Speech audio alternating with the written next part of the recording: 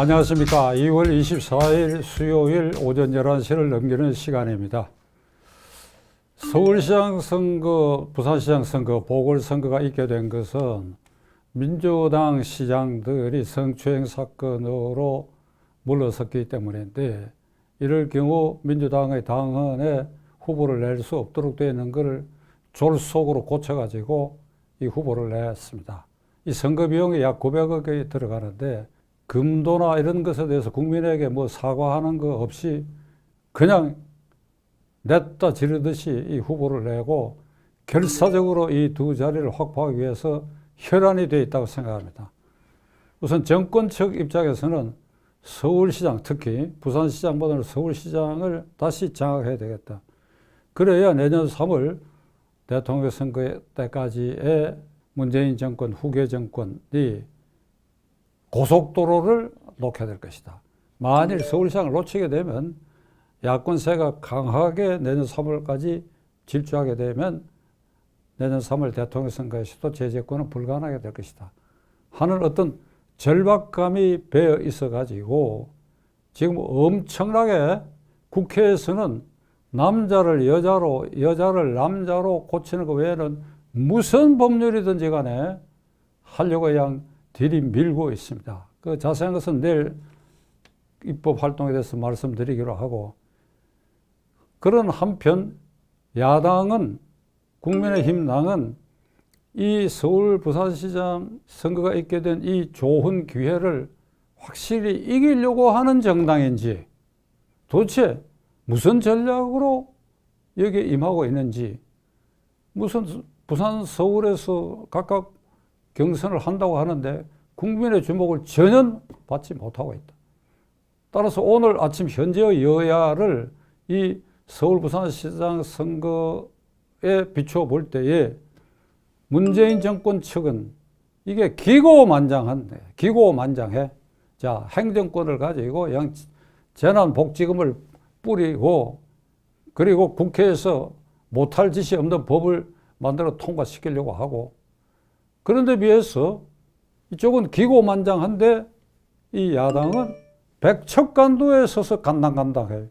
기고만장, 백척간두 끝에서 간당거리고, 이건 그 기세가 만장에서 만만장으로 올라갈 그런 기세인데 뭘 하고 있는지. 가덕신공항특별법은 내용과 절차 면에서 위헌이에요. 그래도 민주당에 좀 양심 있는 사람들이 있어서 뭐 오라침 보도에 의하면 이런 졸속이 법은 안 된다고 하는 사람 일부 모기만한 소리를 지르고 있는 것 같은데, 위헌 법률이. 가덕 신공항 건설을 한다, 특별법 만든다, 던져준다. 그리고 부산시민 너희들 표 찍어라.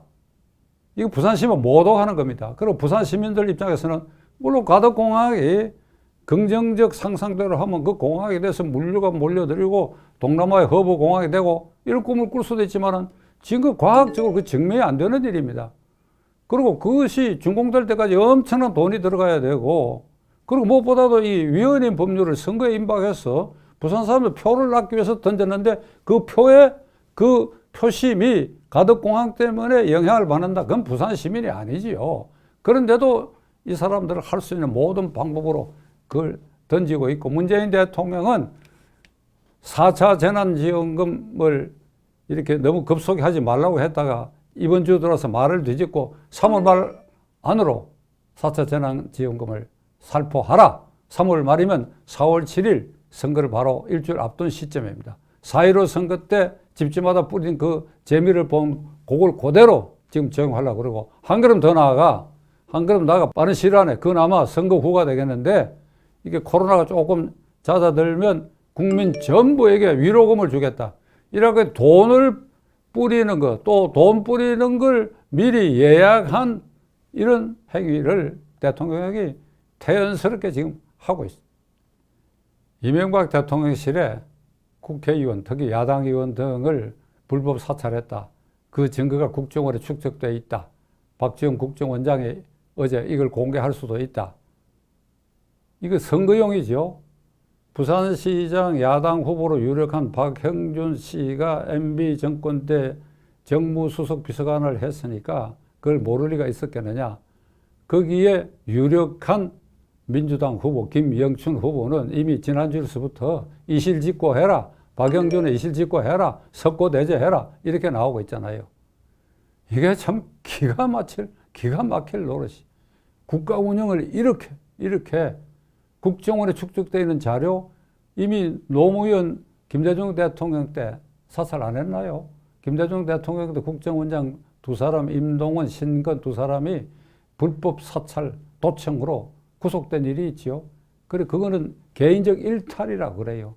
개인적 일탈.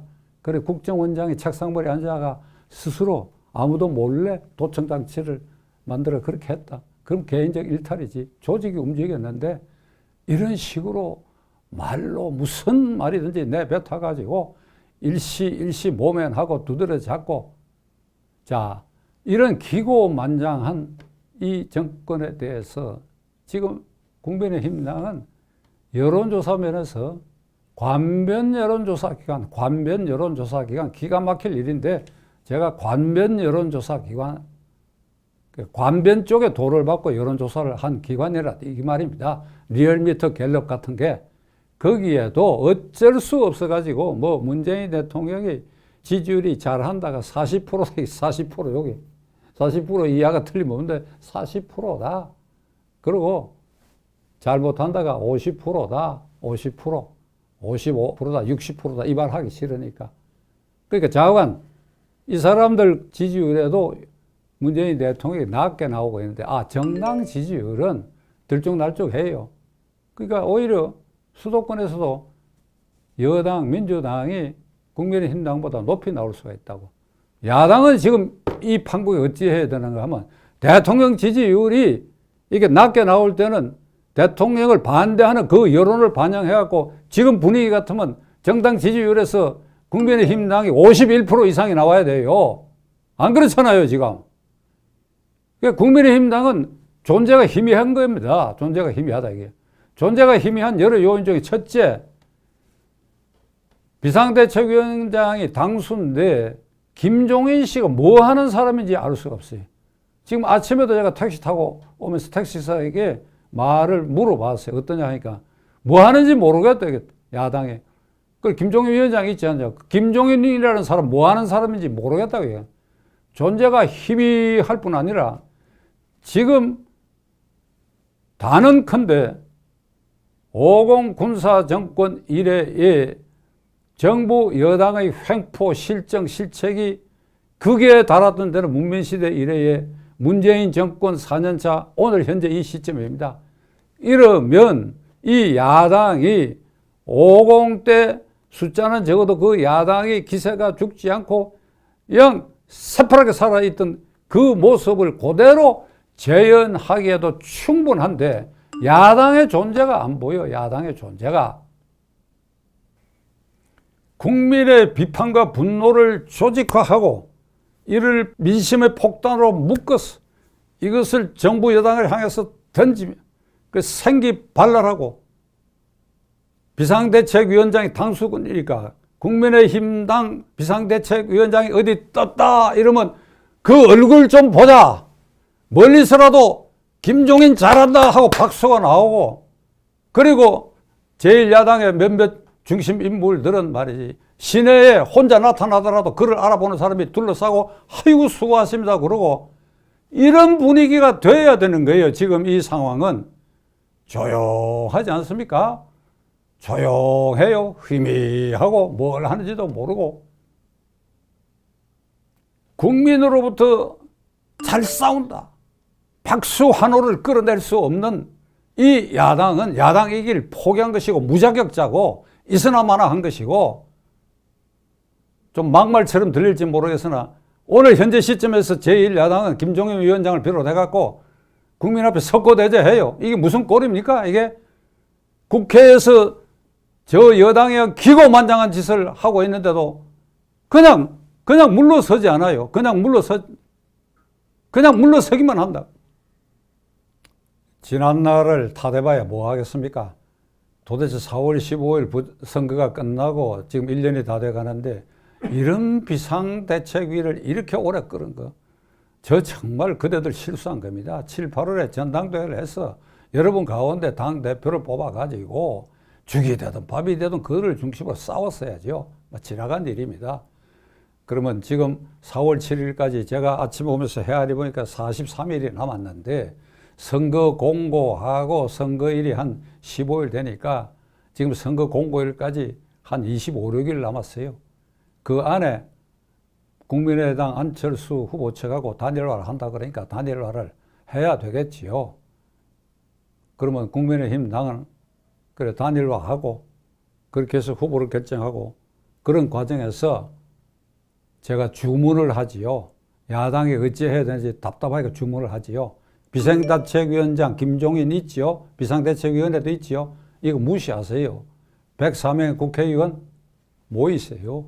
모이세요. 오늘 저녁이라도 모이세요. 오늘 저녁에 못 모이면 오늘 수요일이가 토요일, 일요일, 양일간 합숙하세요. 그리고 홍준표 의원 등 입당시키세요. 국민의당하고도 후보 단일화를 하겠다고 하는 김종인 씨가 여전히 홍준표 의원 등이 입당해서 어떤 역할을 할지 따져보겠다 하는 거 아직도 따져봐야 됩니까? 홍종인 씨 그대가 비상대책위원장으로서 역할을 다 못하면서 싸울 수 있는 전사인 홍준표 의원 등을 입당을 안 시켜 말도 안 되는 소리야.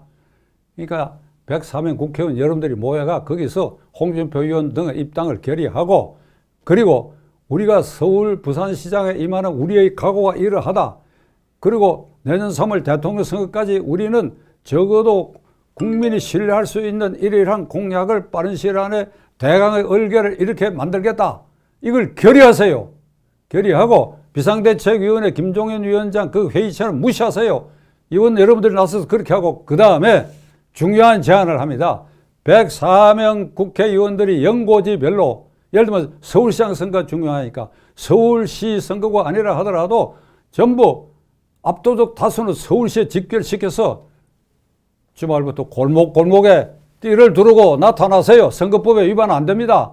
우리가 왜 나오느냐? 왜 이번에 야당 후보를 찍어줘야 되느냐? 목매의 소리로 시장을 가고 뭐 비상대책위원장이나 원내대표가 찔끔찔끔 가는 그게 아니라 국회의원들이 전부 골목으로 퍼져가지고 그래 두 눈을 켜고 이번 이 선거는 단순히 서울시장 선거가 아니고 정권을 심판하는 것이다. 만일 여기서 정권이 서울시장을 다시 갖게 된다면 내년 3월 대통령 선거도 정권이 연장되고 이 나라는 모든 면에서 안보 경제 위기가 더욱 심화될 것이다.